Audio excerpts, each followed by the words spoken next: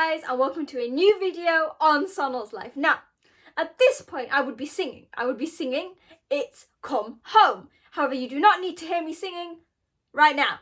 All I can say is that we have just had New Japan's King of Pro Wrestling show. In my opinion, one of the best shows maybe of the year, maybe that I have watched in New Japan. A lot has happened. There's a lot of emotion. This will probably be a long video, so let's just get going on the review. I said, this is the thing, I'm that excited that there's going to be stumbling. There is going to be a lot of random talk, but I'm going to try and be cohesive. So let's get going. So from the very beginning, this card was stacked, and you could tell that this was a huge show because in the first place, like in the first match, was Mystico versus Hiromu Takahashi. Now, they had an amazing match in CMLL for Mystico's anniversary. Now, this was great. It wasn't very long because, bear in mind, it's the first match. But it really set the pace for the show. It was quick, it was lucha fantastic, it was LIJ fantastic.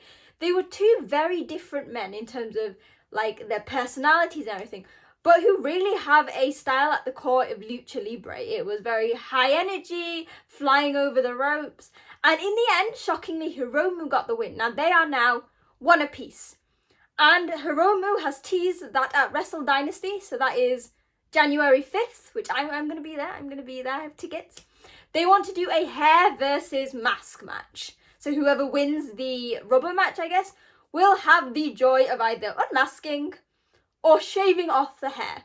Now, personally, I do not want to see a bald Hiromu. I don't want to have to see Hiromu shave his hair off. But this is going to be very exciting. And like I said, it really set the precedent for the rest of the match, because we then had the IWGP Tag Championship match. So this was the champions, Drilla Maloney and Clark Connors of the War Dogs facing, did they have a name? I always forget. The Jet Setters of Kushida and Kevin Knight. Now, I know some people were a bit iffy with this match because technically there wasn't a real build up to this. War Dogs have been dominant in this division, I think, over 200 days. They have yet to beat or match Desperado and Kanemaru's historic reign as champions. But it has been strong. They've been unbeatable. We've seen them in different promotions. But this match was amazing.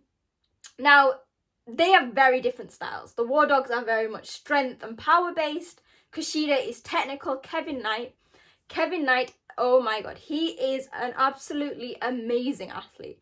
He was, I think, for me personally, the star of this match. He was really giving the fans what they wanted. There was fast speed, there was agility, there was danger. So, for example, there was a moment where Clark Connors tried to put Kushida into a chair. Kushida then reversed that and planted Connors before Kevin Knight used his speed and very long limbs to hit Clark Connors into the chair again. And this was just a really nice paced match. And what I like specifically is they have built the War Dogs to be very tough, unbeatable.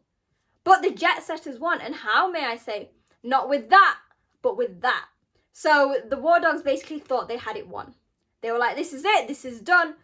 But when they were trying to get the final finish on Kushida, they didn't notice that Kevin Knight had tagged in, which meant that with help and assist from Kushida, that Kevin Knight managed to win with a roll-up. This is great because going into Super Junior Tag League, if War Dogs are going to be on it, it still portrays them as extremely dominant. However, it proves that, similarly to, I guess we could say, the likes of Gabe Kidd, is sometimes their adrenaline, their desire to be the best, means that they don't think outside the box. And that is what Kevin Knight and Kushida did. So we had that tag championship. Then we had the IWGP Heavyweight. And we had the winners, TMDK, Shane Haste and Mikey Nichols, versus Bullet Club. And it was Bad Luck Fale and Caveman Ugg. Now, I'm going to be honest. I saw Fale's name, and I don't know much about Caveman Ugg. And I thought, this might be the one blunder on this card. This might be the one match that I'm like, it's not really for me. I apologize.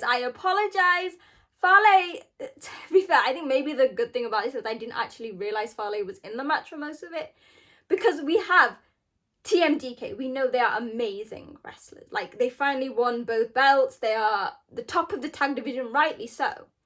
But Caveman Ugg, I want to compare him to Jeff Cobb because not only is he massive, but he is very agile and fast. The match wasn't very long, which was quite rightly so. But not only did it showcase dominance, But like myself, a lot of people were like, okay, we put our hands up, we apologize, Caveman Ugg, we want to see more of you. So already in this proportion of the show, you have fast flying, speed, strength, and it was already a very strong start to the show. We then got into another bulk, so we started again with what did we start with? The Never Openweight Championship. I feel like I'm still trying to get over how good this show was. So it was the champion Shingo Takagi facing the returning in his first big match, Oiwa, who obviously was revealed as the newest member of TMDK. Again, this match wasn't very long, and unsurprisingly, Shingo Takagi won. With the place in the card, that's what you expected. However, this match was someone said it on the internet, and I can't remember who. The Reiwa Musketeers should be scared because Oiwa has come back and he had a phenomenal match. Now, okay, I'm going to say this. Basically, anyone, maybe except House of Torture, can have an amazing match with Shingo. He is that kind of person. But Oiwa really opened a lot of eyes to his style. Commentary were really hyping him up with the help of how Shane Haste was describing him, talking about this line is my favorite from Chris Charlton. He was born in New Japan, but he was made in Noah, something like that. And it shows that the reason that I think Oiwa is going to do really well, similarly to Fujita, and even guys I say who do proper excursions, is that while they have all the knowledge from New Japan, it's all great and well, but you need to go somewhere else. You need to fight some of the other best wrestlers in the world to get that experience. And that is what Oiwa did in Noah. He was in some of the biggest tournaments. He teamed with Kiyomiya. He faced some of the most legendary names in Japanese wrestling. And that is how he managed to come back on his first match and make an impact. Okay, it wasn't Yota Tsuji challenging for the IWGP heavyweight title as he did on his return, but it's the perfect way to slowly, gently push Oiwa up. And I can promise you, I won't be surprised if he is one of the top champions before the rest of the Reiwa Musketeers. Call me controversial, but I think that is the case. We then went on to maybe the one blunder. The thing is, I'm not even going to say it. The match itself was not a blunder, it's the results. We had I didn't say King of Pro Wrestling, I made this mistake. The World Television Championship. So it was challenger Ren Narita and Yota Tsuji facing the champion Jeff Cobb. Now, I never liked triple threats, but I've said this when I've spoken about having triple threats in tag team matches and stuff. Certain aspects of New Japan it works for, and this was very similar. So to start with, you have the two powerhouses, Tsuji and Cobb, who obviously have had amazing matches together, teaming up against Narita. They want to get rid of him so they can have a proper match. And they did, and while he was lurking in the corner somewhere, they were having, again, an amazing banger under that 15-minute time limit. However, in the end, Narita won with some help from his crowbar. Now, yes, he won, yes, it's sad, but I want to roll this back and look at the positives here. Or not the positives, but just kind of make sense of it all, because some people were very confused. One, Narita did not win with any interference. Yes, he cheated, however, that is something we expect from heels. The fact that he did it by himself, kudos for that. And secondly, if anyone remembers the inception of the the television title last year, the match was between Sabre Jr. and Ren Narita to become the inaugural champion. Now, New Japan is very good at this storytelling, and I think that having Narita finally win the title was the perfect end to this. And yeah, it might not be the best thing to happen, but that's what it's life. And so obviously that happened, and then it was New Japan was Heartache 1. And then they were here's Heartache number 2. It was Tanahashi's 25th anniversary show. Now this was pretty awesome. Shota, Tana and ELP came out dressed as gladiators because that is who they are sponsored by. It was a House of Torture match. Honestly, the match itself wasn't awful. It was the shit that you get from House of Torture. But I could accept it because in the end, Tanahashi won. Hontai finally seemed to be a nice whole faction.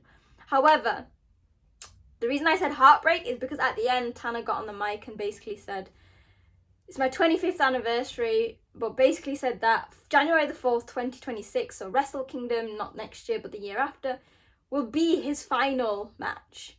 He will be retiring, and I don't know, it's a bit emotional because obviously, as someone who's watched New Japan for years and who's met Tanahashi, he's the core of New Japan. Yeah, you see people retiring, hell, a few days ago, Bryan Danielson retired.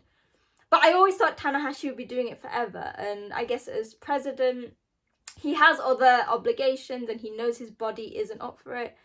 But that was really heartbreaking because Tanahashi is New Japan. He was there from the ups, the downs, the dark ages. He is the ace, 1 in 100 talent, the ace of all of our hearts.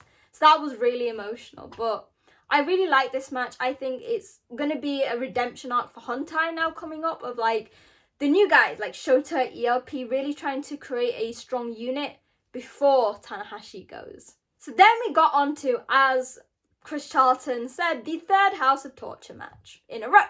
Now, I was very worried. This was for the IWGP Junior title, and it was Champion Doki facing Sho.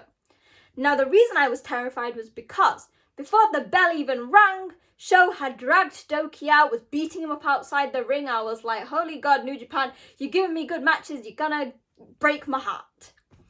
However, if anyone remembers, I think it was Jushin Thunder Liger's last match against Minoru Suzuki, and halfway through the match, he took his mask off and revealed Kishin Liger.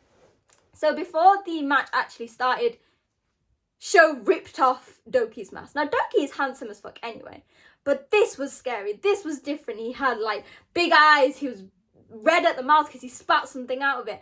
And we saw a alter ego of Doki, someone who was unhinged. I knew this meant Doki pinned Sho in 14 seconds with his suplex de la Luna. He did it once, then lifted up and did it again. And I think it might be the shortest IWGP Junior match ever. And I loved that because it showed Doki is dominant and that he's not going to let the cheating ways work. And it also meant that we didn't have to see a very long House of Torture match. But it was the whole aftermath of this. So after this, Doki had his mask put on and he reverted back to who he normally is. Not demure, very mindful. And then bastard Kanemaru, not Uncle Noble, Kanemaru came out and was like, he decided to take the belt again. And I'm like, sorry, step back, you already did this. Now, I thought that the person that was going to come out, because someone had to say him, was going to be Yo. Because my boy Yo, crazy as he is and as much as I love him, before the show, like 2 hours, decided to go into the centre of the ring and declare he was healthy again. However, as happy as I was for that, who came to save Doki? None other than Master Wato. Master Wato with black hair, looking very handsome, basically beat up Uncle Nobu, grabbed the mic and said he wanted to be the next challenger. For someone who is in love with the junior division and has always been my special place, this was an amazing mix of emotions. I had worry, then shock, then excitement, then anger, then emotions and happiness. The junior division, so we've got Yobap, we've got Wato, Fujita, it's really getting stacked again as people come back. I think Despy should be back in the next few months. We've got Robbie. It's very strong division and I think it was an amazing match. So 14 seconds, but it was the whole storyline going around it. We then went to the IWGP Global Championship. So the champion David Finlay versus the best person in the world, Hiroki Goto. Now there was a lot of build up to this going forward. It was a very strong storytelling with when Goto beat David Finlay in the G1, it was like Korakuen in front of his kids. So Finlay has been building this narrative of he wants the kids to be there and he's going to beat their dad up in front of them. So we had, Goto's got a few kids, but they had the youngest daughter and the son. I know he also has an oldest daughter who I've seen because she does K-pop and stuff. I've got a great video of Goto dancing to Wadada by Kepler. But this match was just as good as their Korakuen. I'm going to say this, like, you know I love David Finlay, the reason I got into New Japan, C-Block champion, all that, but I've been critical of his heel tactics. I thought, he's trying to be his dad, he's trying to be Kenny, AJJ, evil. But this match cemented he is the heel. He was taunting the little kids at the front, they were literally in the front row. The match itself was amazing, generally, like, Finlay and Goto are two of the best workers, I think. But there was so much emotion behind it. And Finlay was really getting, so at some points the crowd was cheering both of them. Not because obviously heel versus babyface, but because the match was so good. But then when Finlay realised, okay, maybe the crowd are enjoying this a bit, they're cheering for me, he quickly did a 180 and found something heelish to do. There were so many shades of light and dark, high-flying, strength, agility. Because again, Hiroki Goto and Finlay are such diverse athletes. There is so much at the core of what they do that, like, it was phenomenal. So the match itself was great. And then, I mean, I'm not going to lie, I had hope. I was like, this is finally Hiroki Goto's time. The G in G1 stood for Goto. The G in Global Championship stood for Goto. He didn't. He didn't. Finlay won. We had a bit of assist from Gato, which is expected, so I don't mind that. A bit of help from the Shillelagh and an overkill to win. He then basically went out and stuck his middle finger up at the kids, and the daughter started crying, and I was like, this is really convicting because holy shit, Finlay is doing an amazing job as a heel, but Goto and his daughter are this, I can't do that. And then after that, Finlay was on the mic and he was like, oh, who should I challenge? Who should I challenge? I know, why don't I challenge Umara, who obviously beat him during the G1. Umara is injured, so who should come out? My holy emperor, Taichi. He didn't have a match, but he came out and he was like, bitch, you injured my boy. Or maybe he didn't know, it was during the Suji match, but you know what I mean? I'm going to take that championship off you. And I love Taichi, and I think it's been I think his last belt was either King of Pro Wrestling or the tag belts with Dangerous Tekkers. But I loved the idea of Taichi coming out and basically like, you can't have Umara, but you're going to have me. So again, an amazing match. So far, the show had been phenomenal. And I was worried because I was like, what's New Japan going to do? Because we next had the IWGP Heavyweight Championship match between Tetsuya Naito and our boy, Sabre Jr. The match between Naito and Zack has had a massive feel for the entire time. They've been building it up as Naito said he has to beat Zack because he doesn't want Zack to go somewhere else once he's accomplished everything. Zack saying Naito is done at the top of the card and he's never leaving New Japan. That is his home. And with seeing how the card plays out, because while we know everything is a separate entity, everything in New Japan goes together. So you're like, okay, this is a win. Is that a loss there? If this person wins, what makes sense? So I know there's a lot of people worried, myself included, that the idea that it would come home for Royal Quest in like, how many days is it? Like 6 days? Wouldn't become a reality. And the match itself, I think the match, it might have been Naito's best match he's had in a while. There was a lot of changes of pace and speed. You could see that Naito was trying to adapt to this new form of himself, that he can't do the high-flying risk moves. And you could also see that Zack was getting frustrated. Naito was targeting his knee. Zack was doing submission after submission. And I love this about Zack because I often see guys, you saw it in the Oiwa match, keep a hold on for too long because they think the longer it is, it's going to be effective. Zack's philosophy is that if he doesn't do any impact after 3 seconds, change. And so that keeps the pace of the match very good because you see one submission, one submission, one submission. But each time, while maybe Zack is just moving slightly, it is tweaking on another part of Naito. What was really nice is that Zack had all of TMDK at the side. They were all supporting him. So aside from Robbie, he was there, he was watching, he was tweeting along. But they had all the members there. And it showcased the family vibes within TMDK, which I really think helped. Because there were moments where Zack was in pain. He's like, I think at one point he couldn't feel like it was his hand or his leg. But these guys were at the corner cheering him on, as was the rest of the crowd. And it meant that after, like, I guess 2.5 Zack drivers, Sabre Jr. finally accomplished his goal. And not only did he win the G1, but he is now IWGP World Heavyweight Championship champion for the first time in his career. And he has come home, and he is now one of few Gaikokujins, maybe 1, 2, who have won the G1 and then won the championship, presumably meaning he's going to main event Wrestle Kingdom that I'm also attending. It was, honestly, the internet was emotional. The crowd was a sea of orange. You know, you normally see either greens for the Empire or reds for LIJ.